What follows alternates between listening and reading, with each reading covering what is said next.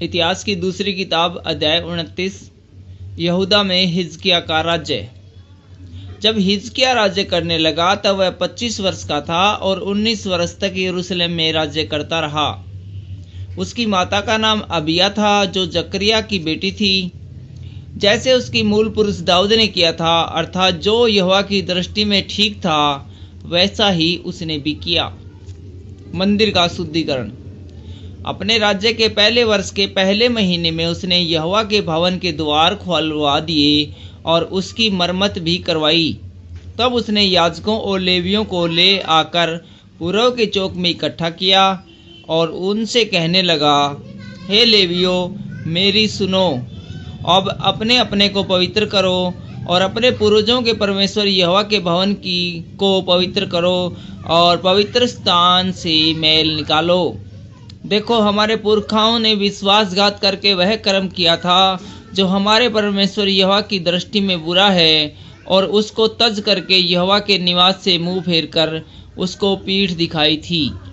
फिर उसने ओसारे के द्वार बंद किए और दीपकों को बुझा दिया था और पवित्र स्थान में इजराइल के परमेश्वर के लिए न तो धूप जलाया और न होम बलि चढ़ाया था।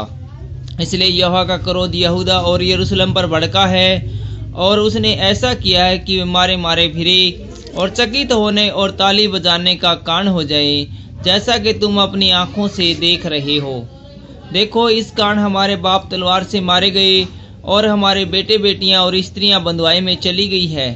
अब मेरे मन ने यह निर्णय किया है कि इजराइल के परमेश्वर यहोवा से वाचा बांधूं, इसलिए कि उसका भड़का हुआ क्रोध हम पर से दूर हो जाए।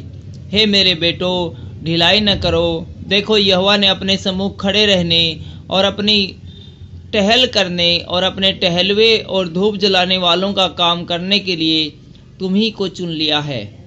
तब लेवीय उठ खड़े हुए, अर्थात कहातियों में से अमाशे का पुत्र महत और अजरिया का पुत्र योएल, और मरारियों में से अब्दी का पुत्र कीश और अहलेल का पुत्र अजरिया, और गर्शेनियों में से जिम्मा का पुत्र ओआह और योआह का पुत्र एदेन, और एलीशापान की संतान में से शिमरी और यूएल, और आशाप की संतान में से जकरिया और मितनिया, और हेमान की संतान में से यहुएल और शिमी, और यदुतून की संतान में से समाया और उजिएल। इन्होंने अपने भाइयों को इकट्ठा किया और अपने अपने को पवित्र करके राजा की उस आज्ञा के अनुसार जो उसने यहोवा से वचन पाकर दी थी, यहोवा का भवन शुद्ध करने के लिए भीतर गए। तब याजक यहोवा के भवन के भीतरी भाग को शुद्ध करने के लिए उसमें जाकर यहोवा के मंदिर में जितनी अशुद्ध वस्तुएं मिली उन सब को निकालकर यहोवा के भवन के आंगनों में ले गए, और लेवियों ने उन्हें उठाकर बाहर किद्रोन के नाले में पहुंचा दिया। पहले महीने के पहले दिन को उन्होंने पवित्र करने का काम आरंभ किया, और उसी महीने के 8वें दिन को वे यहोवा के ओसारे तक आ गए। इस प्रकार उन्होंने यहोवा के भवन को 8 दिन में पवित्र किया, और पहले महीने के 16वें दिन को उन्होंने उस काम को पूरा किया। तब उन्होंने राजा हिजकिया के पास भीतर जाकर कहा, हम यहोवा के पूरे भवन को और पात्रों समेत होमबलि की वेदी और भेंट की रोटी की मेज को भी शुद्ध कर चुके। जितने पात्र राजा आहाज ने अपने राज्य में विश्वासघात करके फेंक दिए थे, उनको भी हमने ठीक करके पवित्र किया है, और वे यहोवा की वेदी के सामने रखे हुए हैं। मंदिर का पुनः अर्पण। तब राजा हिजकिया सवेरे उठकर नगर के हाकिमों को इकट्ठा करके यहोवा के भवन को गया। तब वे राज्य और पवित्र स्थान और यहूदा के निमित्त 7 बछड़े, 7 मेढ़े, 7 भेड़ के बच्चे और पाप बलि के लिए 7 बकरे ले आए, और उसने हारून की संतान के लेवियों को आज्ञा दी कि इन सब को यहोवा की वेदी पर चढ़ाएं। तब उन्होंने बछड़े बलि किए और याजकों ने उसका लहू लेकर वेदी पर छिड़क दिया। तब उन्होंने मेढ़े बलि किए और उनका लहू भी वेदी पर छिड़क दिया, और भेड़ के बच्चे बलि किए गए और उनका भी लहू वेदी पर छिड़क दिया गया। तब वे पाप बलि के बकरे को राजा और मंडली के समीप ले आए और उन पर अपने अपने हाथ रखे। तब याजकों ने उनको बलि करके उनका लहू वेदी पर छिड़क कर पाप बलि किया, जिससे सारे इजराइल के लिए प्रायश्चित किया जाए।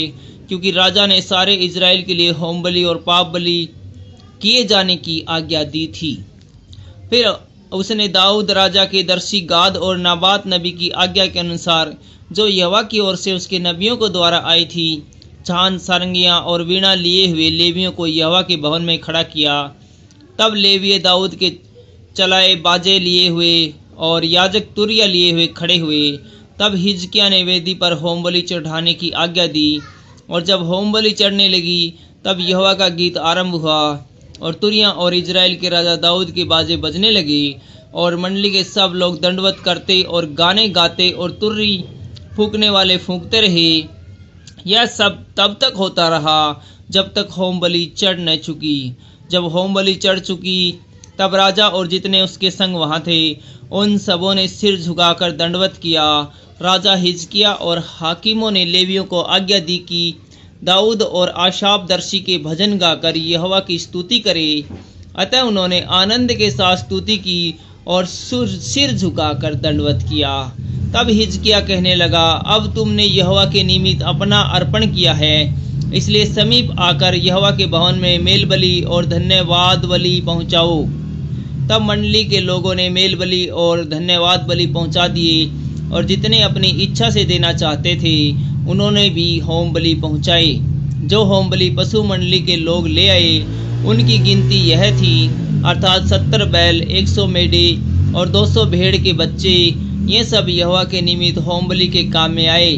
पवित्र किए हुए पशु 600 बैल और 3000 भेड़ बकरियां थी, परंतु याजक ऐसे थोड़े थे कि वे सब होम बलि पशुओं की खाल न उतार सके। तब उनके भाई लेवीय उस समय तक उनकी सहायता करते रहे जब तक वह काम पूरा न हो गया, और याजकों ने अपने को पवित्र न किया, क्योंकि लेवीय अपने को पवित्र करने के लिए पवित्र याजकों से अधिक सीधे मन के थे। फिर होम बलि पशु बहुत थे और मेल बलि पशुओं की चर्बी भी बहुत थी, और एक एक होम बलि के साथ अर्घ भी देना पड़ा। यूं यहोवा के भवन में की उपासना ठीक की गई। तब हिजकिय्याह और सारी प्रजा के लोग उस काम के कारण आनंदित हुए जो यहोवा ने अपनी प्रजा के लिए तैयार किया था, क्योंकि वह काम एकाएक हो गया था। Thank you.